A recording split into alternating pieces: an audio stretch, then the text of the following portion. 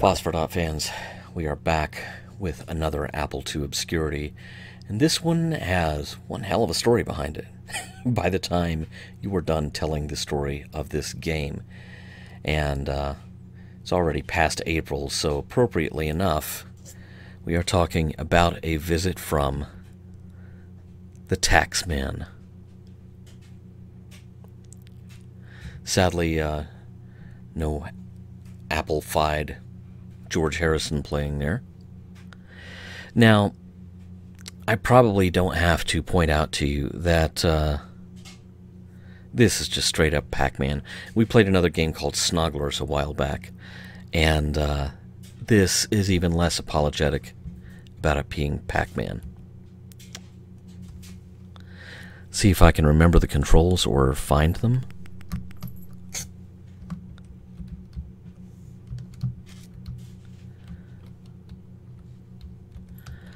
I can't. And so the Taxman will die. It seems like I remember...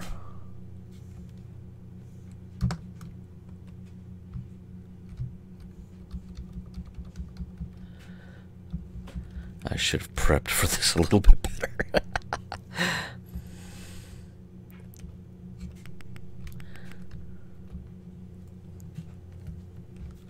Okay, there's the key combination.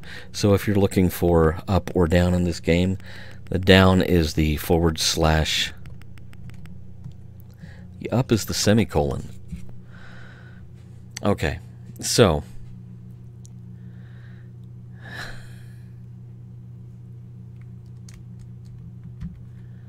let's try this again.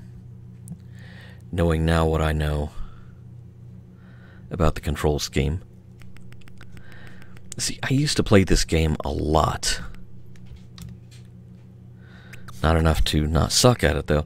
No, I used to play this game a lot on my own, on my Franklin Ace 1000 back in the day, because as I've mentioned, I didn't actually have an Apple computer. I had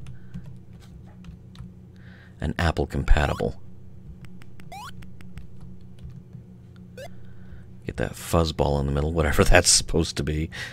It's funny, I mean, they have no compunction about copying the whole entire rest of the game. But, hey, you know what? Maybe if we replace the fruit with spiders or something, we're in the clear legally.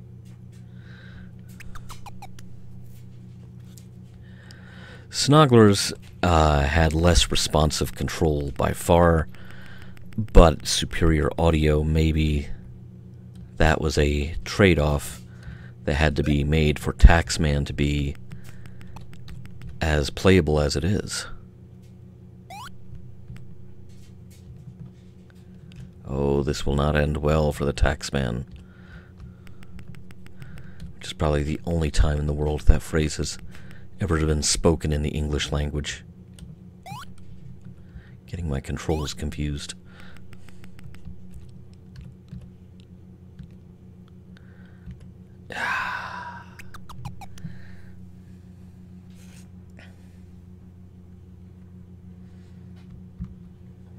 Okay. We're going to try again. I can play a better game of Pac-Man than this, even if it's called something else.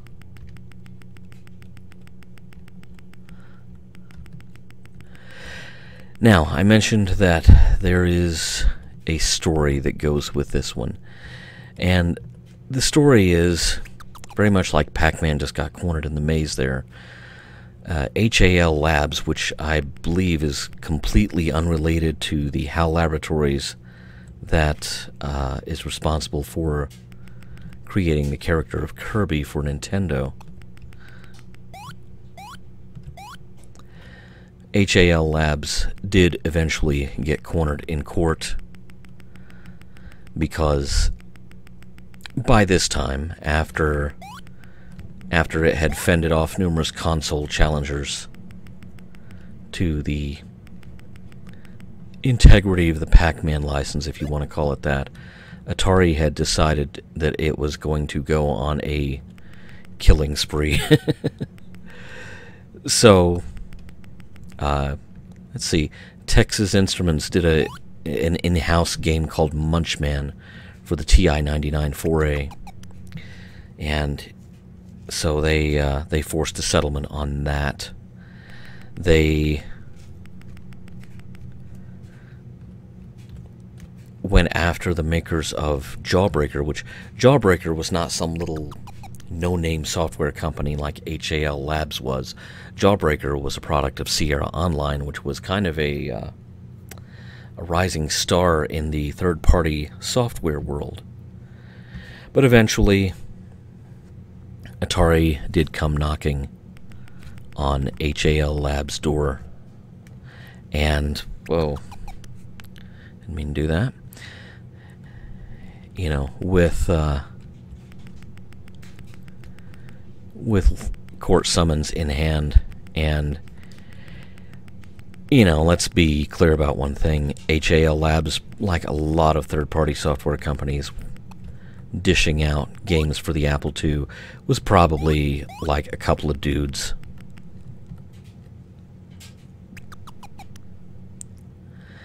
And so they almost certainly capitulated very quickly to avoid having to, you know, sell the house or what have you. And the end result is that one of the things they surrendered as the result of the lawsuit was the code for Taxman. And so when AtariSoft finally got around to putting out Pac-Man for the Apple II, it was this game that you're seeing right here, with the real names and, you know, very little to indicate that it was anything but Taxman with a new coat of paint. So, in fact, let's switch real quick and show you Atari Pac-Man.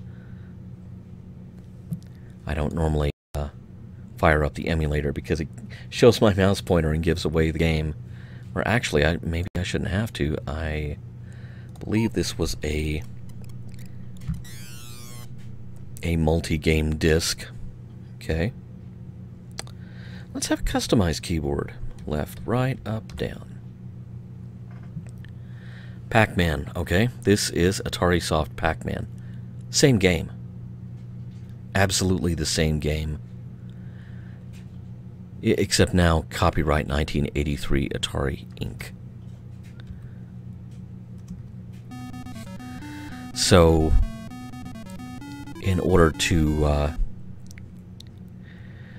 keep from, you know, losing everything in the lawsuit, the guys at HAL Labs pretty much had to surrender their work. Now, the cherries are ridiculously huge. It's like the spider is still under there somewhere and they just had to cover it up.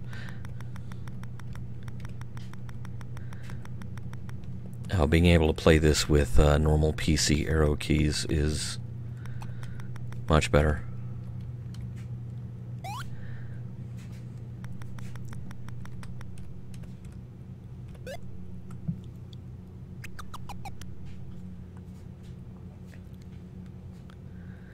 So, you know, as you can see, the weird, funky font over there where it says high score,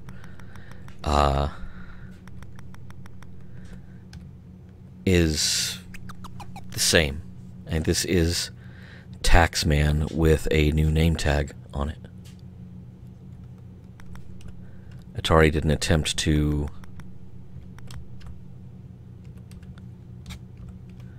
pretty up the sound at all.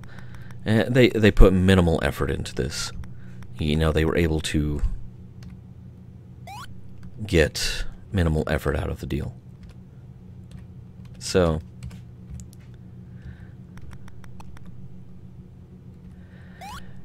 I guess it kind of sucks if you're the guys from HAL Labs, but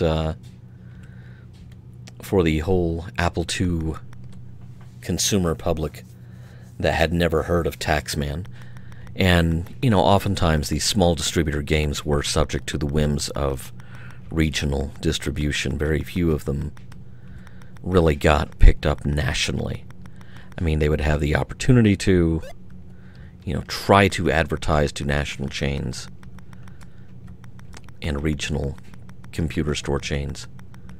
But that was not the, you know, you didn't have a monolithic entity like Best Buy selling everybody software back then. And so it was a much more difficult proposition getting a game into the stores. So it's entirely possible that many people, perhaps even you know, bought Atari Soft Pac-Man, played Atari Soft Pac-Man, had absolutely no idea that it was something that had started life as a completely different piece of software. So there you go, the story of Taxman capitulating to Pac-Man.